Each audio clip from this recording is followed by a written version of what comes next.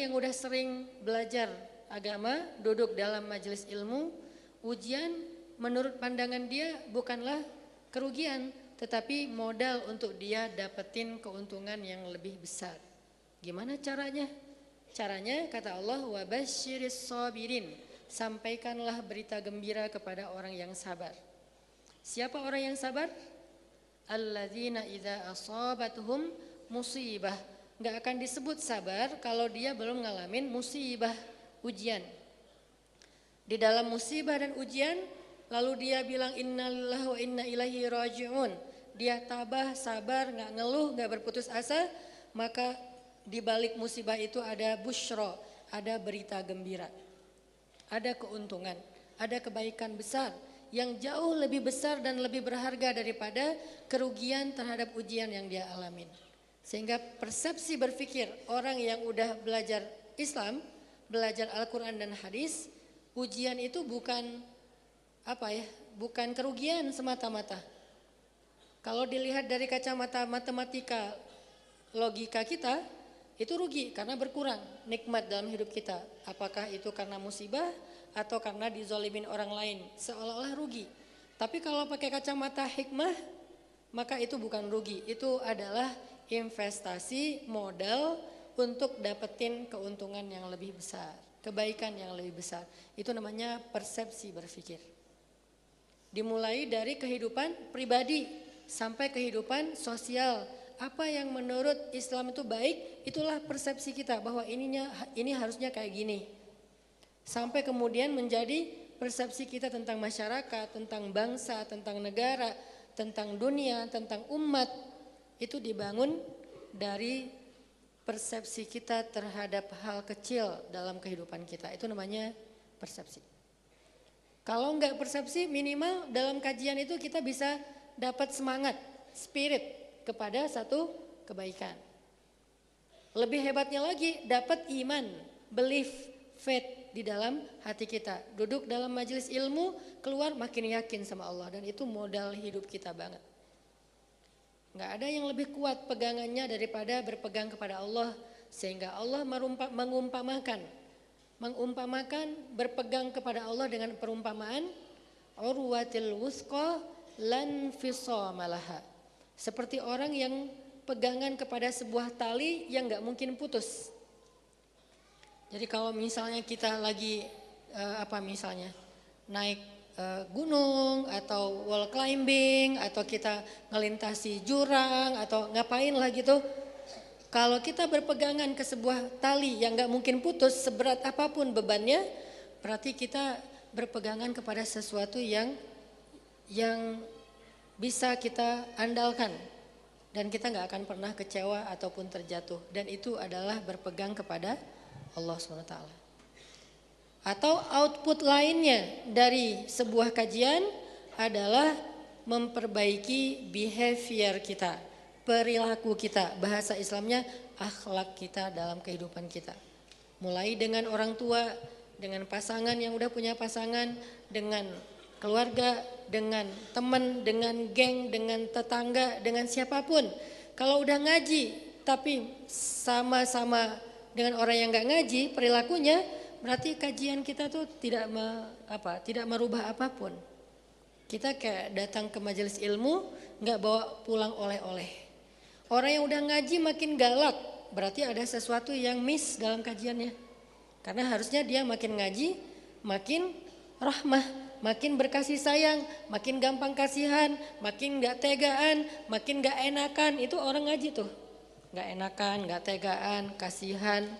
Kalau makin ngaji makin galak, makin mudah untuk mencela orang lain, gak peduli dengan kata-kata yang dia ucapkan itu menyakiti atau tidak, berarti ada yang miss dengan apa yang dia belajar dalam kajian. Banyak hal ya yang disebut dengan oleh-oleh pulang dari pengajian.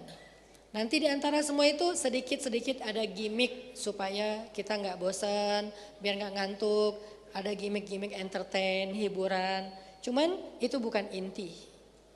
Sehingga kalau misalnya dalam sebuah kajian, saya gak pernah merencanakan sebuah joke. Karena buat saya merencanakan joke itu gak sesuai dengan kurang natural.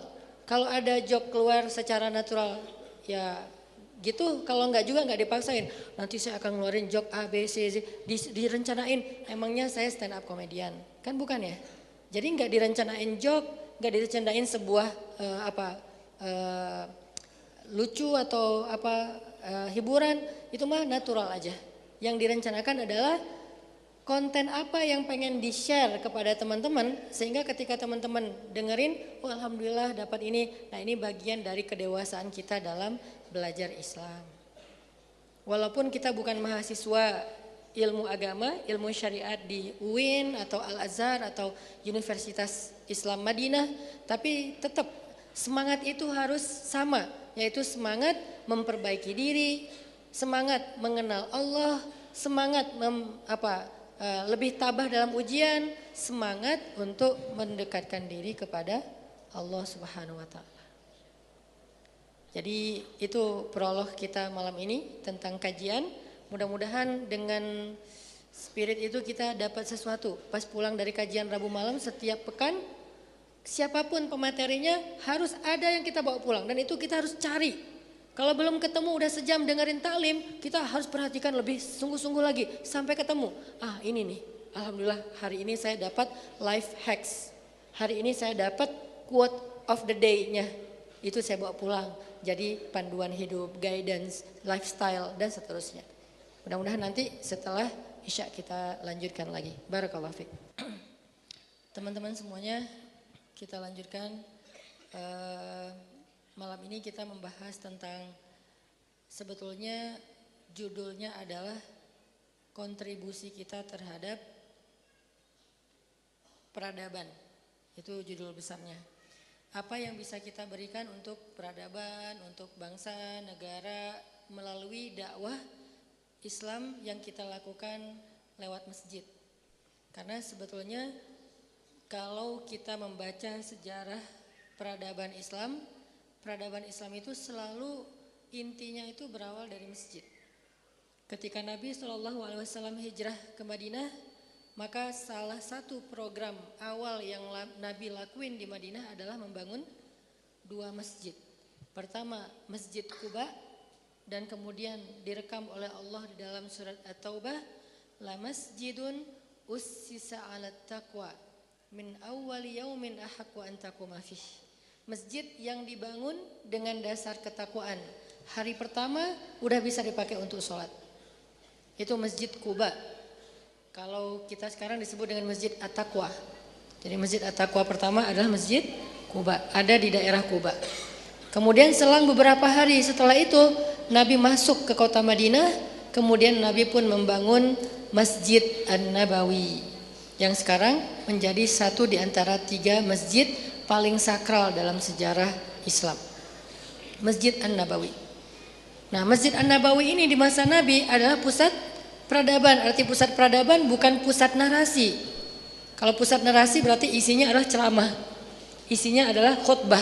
Itu pusat narasi. Di zaman kita sekarang, masjid itu identik dengan ritual dan narasi.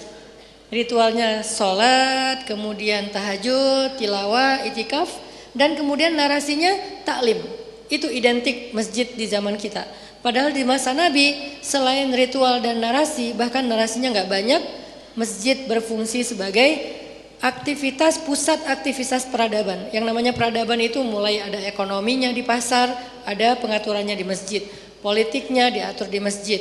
Apalagi selain dagang dan politik, militernya diatur di masjid, culture-nya juga diatur di masjid, sosialnya ada kelas sosial didamaikan di masjid, program-program sosial keumatan dilakukan dari masjid kemudian disebar keluar. Semua itu pusatnya ada di masjid.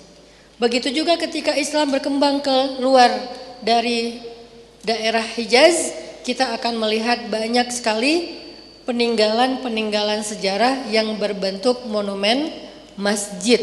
Yang pada masa kejayaannya masjid itu bukan cuma tempat sholat Jumat dan sholat wajib 5 waktu, tapi dia adalah pusat peradaban. Salah satunya masjid yang ada di Turki. Saya sempat jalan bareng dengan Inong, Rifat Waktu itu kebenaran, nggak janjian sih, kebenaran ketemu dengan Ustadz Felix di sana. Karena emang Ustadz Felix ini kalau nggak salah beliau 3 kali setahun di Turki. Dan kalau lagi di Turki lama, sekitar 2 minggu sampai sebulan. Pas saya ke sana, Ustadz Felix juga lagi sana. Ya udah kita meet up aja, ngopi di mana gitu. Ketemuan lah. Diajak saya sholat di Masjid Sulaimaniyah yang dibangun pada masa Sulaiman Al-Qanuni oleh arsitek Sinan Mimar Sinan Pasha. Mimar Sinan Pasha. Nah, ini arsitek Islam nih yang ngebangun masjid keren banget. Saya dengar nih cerita dari Ustadz Felix karena emang saya bukan ahli Turki, lagian baru 2 kali ke sana. Insya Allah saya dawamkan setahun sekali ke sana. Jadi saya punya program pribadi setahun sekali ke 2 negara. Selain pastinya umroh, berarti 3. Arab Saudi dengan umrohnya, kemudian Turki dengan sejarahnya, Jepang dengan snowboardnya. Kan banyak main banyak manfaat. Jadi saya kalau rencananya kalau Februari Jepang, Maret umroh, April pas lagi tulip Turki. Pengennya sih gitu. Allah yang kasih kemudahan. Tapi alhamdulillah 2 tahun ini bisa. Jadi setahun umroh sekali, ke Turki sekali, ke Jepang sekali. Itu yang saya coba dawamin wajib, yang lain sunnah. Artinya kenapa? Karena ada banyak hal luar biasa di Turki yang saya tangkap. Salah satunya di Masjid Sulaimaniyah itu. Masjid yang didesain oleh Mimar Sinan Pasha, yang kalau dengar cerita dari Ustadz Felix dan beberapa guide lokal, Mimar Sinan Pasha ini pernah jatuh cinta kepada anak atau putrinya Sulaiman, raja khalifahnya Turki. Cuman karena cintanya, ini ada hubungannya dengan kita ya. Penting berarti. Karena cintanya mungkin tidak direstui dengan pertimbangan-pertimbangan yang pastinya bijaksana, akhirnya Mimar Sinan Pasha ini membuat satu lagi masjid. Masjid yang dengan dengan menara. Di tanggal lahirnya si putri itu, bulan sabit tepat berada di antara tengah-tengah 2 menara. Itu kan ngeri banget ya.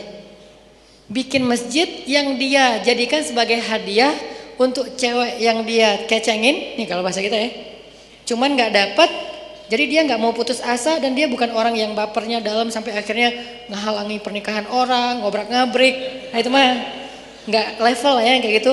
Ini poinnya adalah kita tuh kalau nggak dapat sesuatu tuh jangan ngerusak. Kalau nggak dapat sesuatu ya udah minimal jangan merusak. Kalau nggak bisa memberikan kebaikan, dia malah ngasih hadiah, kayak hadiah pernikahan gitu, masjid. Yang pada tanggal ulang tahunnya si cewek ini, dia bulan sabit berada tepat di antara menara. Itu kan berarti ada ilmu astronomi, segala macam. Wah, ilmu rumit lah itu.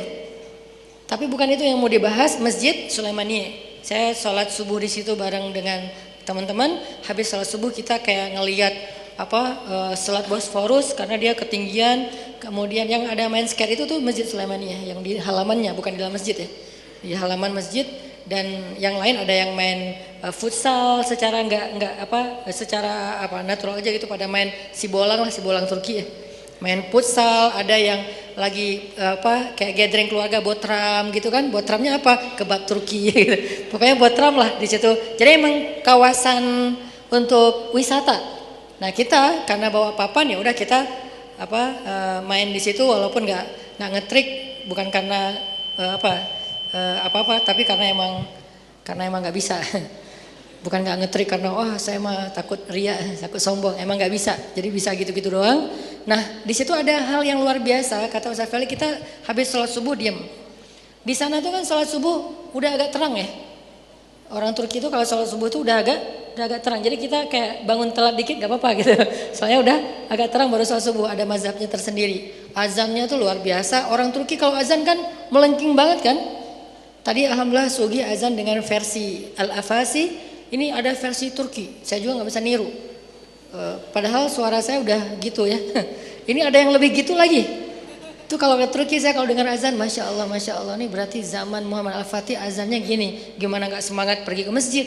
Azannya aja kayak kolosal banget gitu. Surround, suara soundnya, terus suara azannya tuh manggilnya tuh kayak wah, delaynya tuh panjang banget, sampai seharian kita dengar masih ada delay gitu.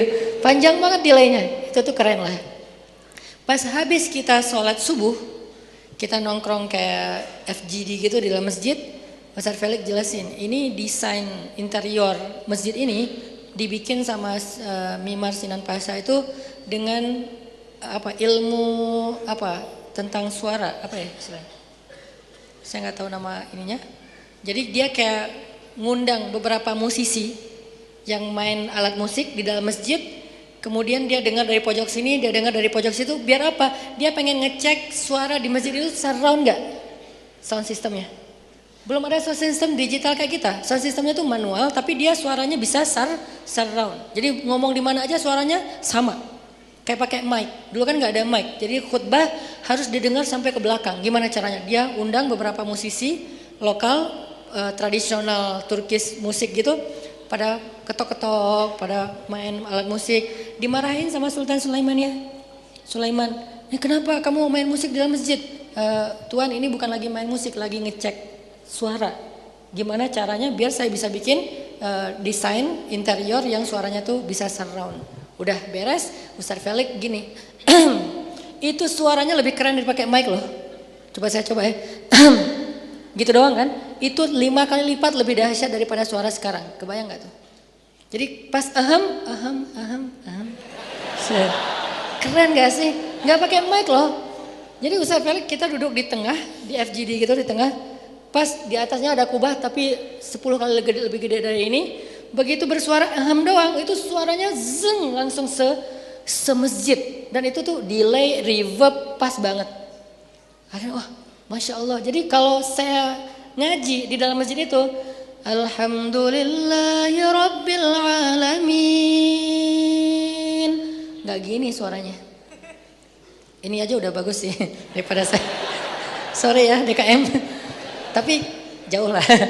Itu tuh gak gini. Ini tuh kalau udah coba ngaji di situ, ngaji pakai mic kita kayak, aduh ngapain kita ngemodal mic mahal-mahal tapi masih kalah. Itu gak pakai mic loh. Itu keahlian dari Mimar Sinan Pasha, arsitek Islam yang cukup populer lah. Kalau teman-teman cari di YouTube Mimar Sinan Pasha tuh banyak banget kajian tentang beliau, arsitek yang ada di zaman Turki Utsmani, Ottoman lah. Di situ saya jadi tahu, oh ternyata Turki Utsmani ini peradabannya diisi oleh orang-orang ahli, orang-orang hebat. Di setiap masanya tuh ada orang hebat. Nanti kita dengar cerita seorang jenderal angkatan laut yang kemudian dipelintir jadi pembajak laut padahal bukan. Kita dengar cerita Muhammad Al-Fatih, kita dengar cerita Ertugrul Ghazi, kita dengar cerita Osman Ghazi, kita dengar cerita banyak nama-nama besar, baik itu raja atau arsitek atau tata kota atau bahkan banyak hal termasuk sofistik.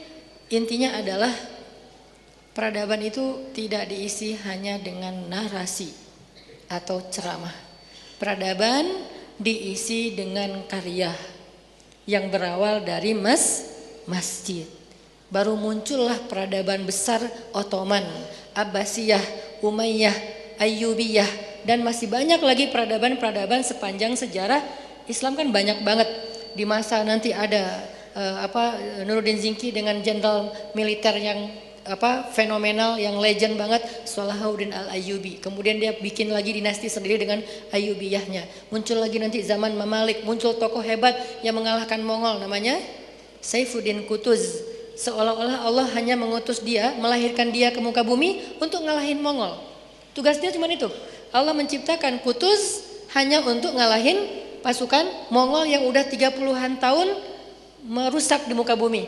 Begitu tugasnya beres, dia ngalahin pasukan Mongol, baru pulang, belum juga sampai ke negerinya, dia meninggal. Seolah-olah Allah menciptakan dia hanya untuk satu tugas, yaitu mengalahkan pasukan Mongol. Beres itu, langsung Allah kembalikan lagi ke hadiratnya. Ini artinya peradaban dalam sejarah Islam itu bukan cuma ceramah, apalagi debat fikih, apalagi saling menjat satu dengan lain. Itu bukan indikasi peradaban. Itu tidak syarat terbangunnya peradaban. Peradaban dalam sejarah Islam selalu kalau kita baca, termasuk masa kejayaan Islam itu kayak di masa Sultan Harun Ar-Rasyid. Saking bagusnya peradaban Sultan Harun Ar-Rasyid sampai orang-orang yang benci kepada beliau membuat sebuah mitos untuk menjatuhkan beliau.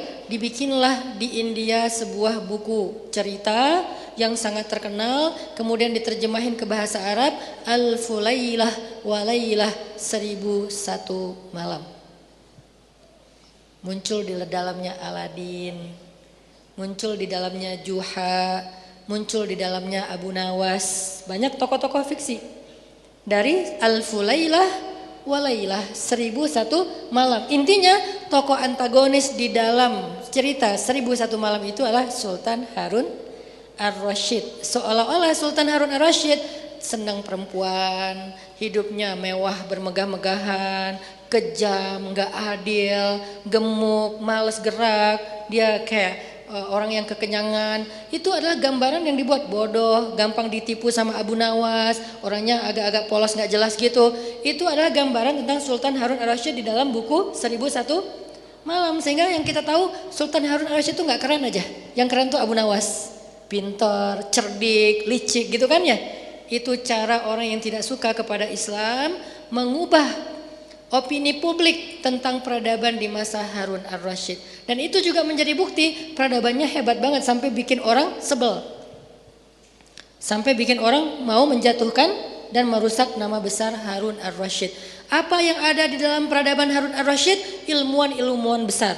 Penemu listrik, penemu pesawat terbang, penemu segala macam hal yang mungkin teman-teman pernah dengar dari banyak ustadz yang khusus membahas tentang penemuan-penemuan peradaban dalam Islam. Itu sebagian besarnya hadir di masa Kesultanan Harun Ar-Rasyid. Yang kemudian baru setelah terjadi kehancuran di Baghdad sampai sungai itu menjadi warna tinta berwarna hitam, kemudian ilmu ini dibawa ke barat, di sana terjadi kebangkitan Renaissance dan seterusnya, akhirnya kita kehilangan sejarah. Orang yang kehilangan sejarah itu seperti orang yang kehilangan sinyal. Akhirnya dia bingung, muter aja di situ, nggak tahu arah. Begitu kita dapat lagi sejarah, maka kita tahu kemana kita harus pergi. Makanya teman-teman dalam rangka mengingat, mereview kembali apa yang pernah saya bareng teman-teman alami di Turki, dikaitkan juga dengan kemarin pertemuan para ustadz. Kita kemarin habis ketemu kangen. Ada 7 ustadz yang dulu pas di Batam itu 4. Dulu namanya Fantastic Four, karena baru 4. Nggak fantastik sih, lucu-lucuan doang. Kemudian sekarang jadi di Jogja jadi 6, sekarang jadi 7. Alhamdulillah 7 ustadz ini kita ketemu kangen, ngobrol-ngobrol santai, main bola, gathering, api unggun segala macam. Insya Allah besok tayang di YouTube. Kalau yang belum subscribe jangan lupa subscribe, like and comment. Pertemuan 7 ustadz ini salah satu agendanya selain kita kangen-kangenan membahas tentang apa ya yang bisa kita lakuin bareng ke depan untuk membangun Indonesia. Untuk membangun Indonesia dengan potensi umat yang ada. Umat kita ini keren, potensinya besar, apalagi Indonesia. Anak mudanya tuh hebat-hebat loh. Selain mungkin kalau kita lihat di berita televisi itu hanya hal-hal yang negatif, padahal banyak yang positif itu banyak banget di Indonesia dan itu luar biasa. Saya pernah lama di Arab, di Mesir, saya ngebandingin Mesir dengan Indonesia tuh jauh lah. Indonesia secara potensi anak mudanya tuh luar biasa. Sehingga potensi umat ini yang sebagian besarnya ada di dalam masjid harus dikelola oleh para ustadz, ulama, guru untuk membangun Indonesia yang kita cintai. Akhirnya kita ngobrol bareng-bareng. Salah satu motivasi atau spirit kita itu adalah rohilah. Kita pengen mengangkut beban umat. Kita pengen mengangkat beban umat, meringankan beban umat. Apa beban umat? Lapar. Apa beban umat? Sakit. Buat teman-teman yang lihat terus-terusan kegiatan istri saya di rumah teduh sahabat Iin, mungkin tahu banget lah gimana beban sakitnya umat kita yang luar biasa. Gak bisa mungkin lewat BPJS karena ada beberapa aturan yang membuat mereka gak bisa ditangani secara cepat. Dan itu sulit untuk dibahas. Akhirnya ya kita cari alternatif jalan keluarnya, bayar langsung normal segala macam. Ini beban umat. Masalah mungkin kurangnya akses pendidikan yang layak atau apapun lah itu yang saya nggak bisa membahasnya satu persatu. Yang jelas beban umat ini banyak. Kenapa nggak kita pikul bareng-bareng dengan potensi yang ada. Akhirnya saya pengen ngajak teman-teman malam ini. Siapa di antara teman-teman yang pengen mensupport dakwahnya para guru kita? Ada Ustadz Abdul Somad, ada Ustadz Umar Mita, ada Habib Muhammad bin Anis, ada Ustadz Lukmanul Hakim Pontianak, ada Ustadz Salim Afilah Yogyakarta, ada Ustadz Felix Shaw Jakarta, ada saya di Bandung. Kita bertujuh mewakili masing-masing wilayah, walaupun belum mewakili Indonesia karena masih banyak yang akan insya Allah kita ajak bareng. Kita punya sebuah cita-cita, punya sebuah harapan, punya sebuah keinginan meringankan beban umat di Indonesia untuk memperbaiki keadaan umat semampu kita dengan potensi yang kita punya di masjid. Jadi nanti masjid itu kegiatannya kegiatan peradaban, bukan cuma pusat ritual dan ceramah narasi, tapi kegiatan peradaban. Untuk bisa membuat masjid itu penuh dengan aktiviti peradaban, itu nggak cukup dengan ustadz saja, karena ustadz kemampuannya cuma ceramah kan. Saya disuruh duduk di sini ngapain? Ya ceramah. Saya nggak akan bisa yang lain-lain. Sementara yang namanya dakwah itu nggak cukup dengan ceramah. Pemuda Hijrah sudah memulai itu 5 tahun yang lalu, tapi masih kurang besar. Kalau kita sendiri, kita butuh teman-teman yang lain, para guru-guru yang lain dengan potensi mereka masing-masing. Bandung dengan Persib dan Vikingnya gede. Jakarta dengan Persija dan Jackmanianya gede. Habib Anis di Malang dengan Aremania dan Arema Malangnya gede. Nanti Surabaya apalagi, Ustadz siapa lagi. Itu potensinya besar banget loh. Baik secara jumlah maupun secara bakat atau kemampuan. Itu besar. Sehingga saya mewakili para ustadz yang 7 ini mengajak teman-teman, siapa yang pengen melihat kegiatan masjid di wilayah kita, mungkin kita akan ambil beberapa sampel sebagai pusat peradaban. Begitu ini jadi, duplikasinya gampang. Kita nggak akan terlalu perfeksionis semua masjid, enggak. Kita ambil sampel dulu beberapa masjid, beberapa kota doang, tapi kita jadikan masjid itu benar-benar aktivitinya rundown dalam 24 jamnya itu rundown peradaban, bukan rundown taklim. Jam segini kajian ini, jam segini kajian ini, kajian semua bagus sih, tapi belum utuh. Itu bukan gambaran peradaban, baru gambaran sebuah kajian. Kita pengen jam segini les bahasa Inggris. Kok les bahasa Inggris di masjid? Sejak kapan les bahasa Inggris haram di masjid? Kalau gitu nggak boleh ngomong bahasa Inggris dong di dalam masjid. Boleh nggak ngomong bahasa Inggris di masjid? Boleh. Berarti les bahasa Inggris boleh. Kalau perlu les bahasa Korea. Hah, makin aneh nih masjidnya. Kok les bahasa Korea? Emangnya Korea itu semuanya K-pop? Semuanya drakor kan enggak kan? Siapa tahu dengan teman-teman bisa bahasa Korea, pergi ke Korea, nikah sama bukan, dakwah di Korea. Dakwah di Korea. Atau ada orang Korea yang mau belajar ke sini, kita bisa jelasin karena kita ada guide. Jadi misalnya kita kayak selama ini kan guide wisata Bandung itu kan mungkin bukan guide dakwah ya. Lebih ke guide umum lah, tempat wisata ke Lembang, Tangkuban Perahu, kemana kuliner.